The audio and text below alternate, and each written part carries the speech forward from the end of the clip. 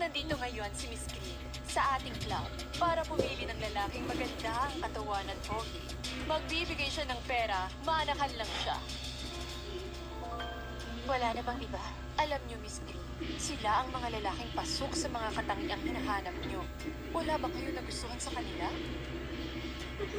Ang gusto ko sana'y gwapo at may magandang pangangatawan. Parang hindi sila pasado sa requirements ko. Nako, alam niyo, Miss Green, sila na po ang pinakapambato dito sa club namin. Ay, teka lang. Ah, siya nga pala, bigla ko naalala. Dito sa club, meron kaming number 1. Siya ang crown jewel ng club namin. Anong itsura niya? Sobrang gwapo at maganda ang katawan. Siguradong pasok sa requirements niyo. Ditawagin mo na. Papasukin! Si Ace dito!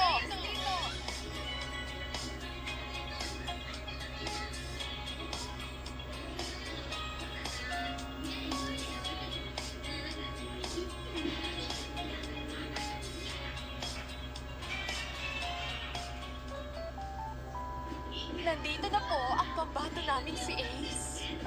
Kubarin yung jacket mo.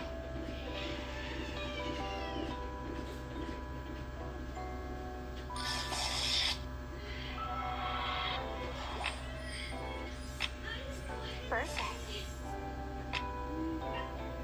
Anong pangalan mo? Sino nga ako?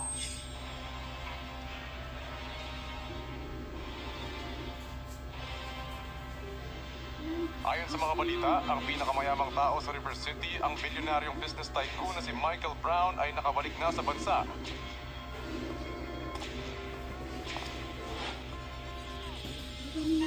Sir Michael! Kuya, kababalik mo pa lang. Ano bang pinagdasal mo? Wala kang pakialam. Kuya, hindi sa ganun. Pero isa lang ang tagapagmana ng pamilya sa bawat henerasyon at gusto nang magkapo ni Lola.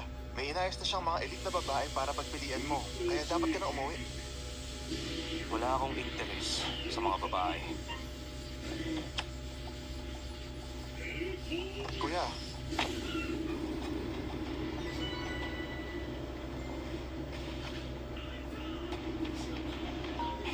Si Lola, mangungulit na naman to.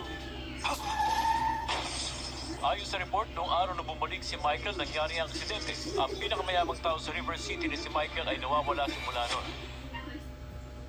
Mating si Ace sa mismong pinto ng club ko. Balik kayo ulit dito, ha? Naku, sino naman to? Pinatingnan ko siya sa doktor at ang sabi, nawalan siya ng alaala dahil sa car accident. Napansin kong gwapo siya at maganda ang katawan. Kaya naisip kong pwede ko siyang pagkakitaan. Kaya pinangalanan ko siyang Ace.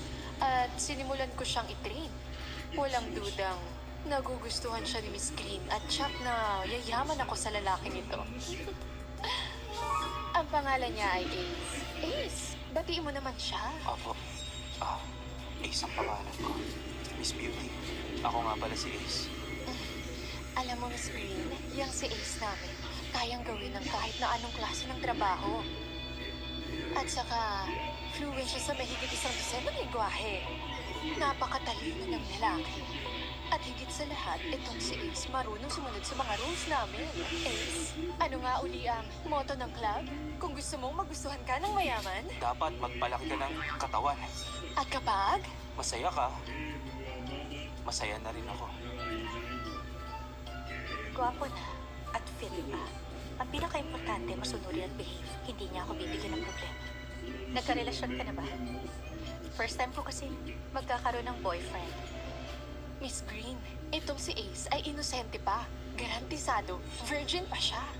Pasado ka na. Sumama ka na sa akin. Mula ngayon, aalagaan kita. Wala kang gagawin. Kundi ako ay anakan mo lang. Bibigyan kita ng 30 million pag lalaki. 40 million naman pag babae. At 50 million naman sakaling maging kambal. Payag ka? Napakaganda niyo po. Payag ako. Tayo na. Okay. Sige ho, Miss Green. Ingat kayo! Grabe, ang sweet talaga.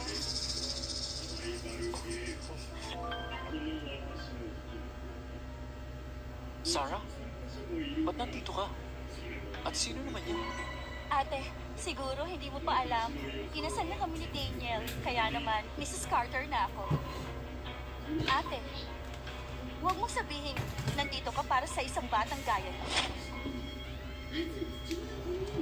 Jessica, isa lang ang anak na babae ng mother mo at ako yun.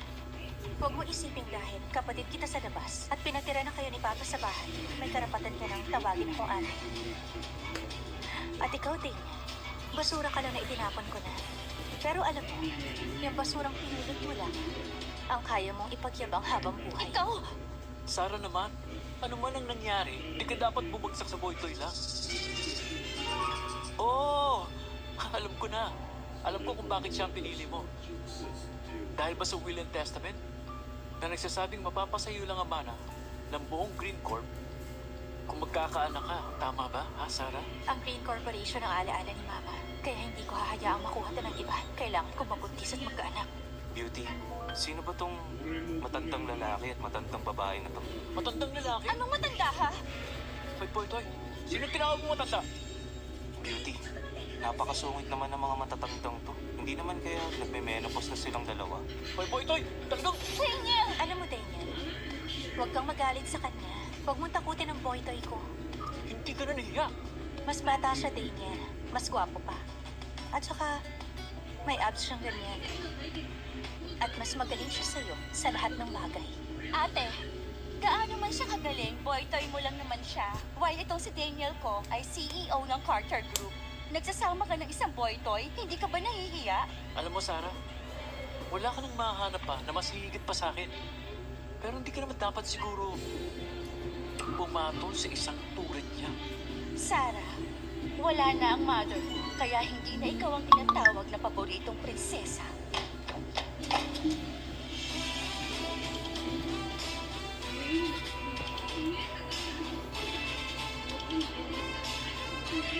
Old Miss Brown!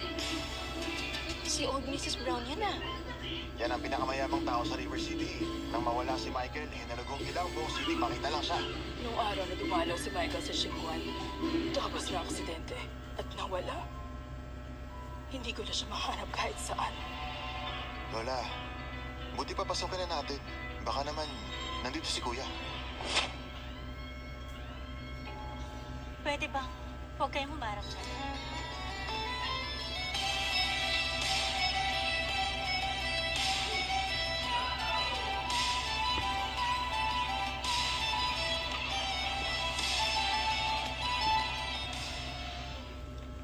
Daniel, hindi ba siya ang pinakamayamang si Old Madam Brown? At ang apo niyang si Michael ay nawala matapos pa-aksidente nun. Salubungin natin at batiin kung makikilala natin ang pamilya Brown. Mas maganda, di ba? Sige, tara. Hello, Madam Brown, kumusta po? Kilala mo sila? Hindi, Lola. Tabi kayo! Oh, Mrs. Brown!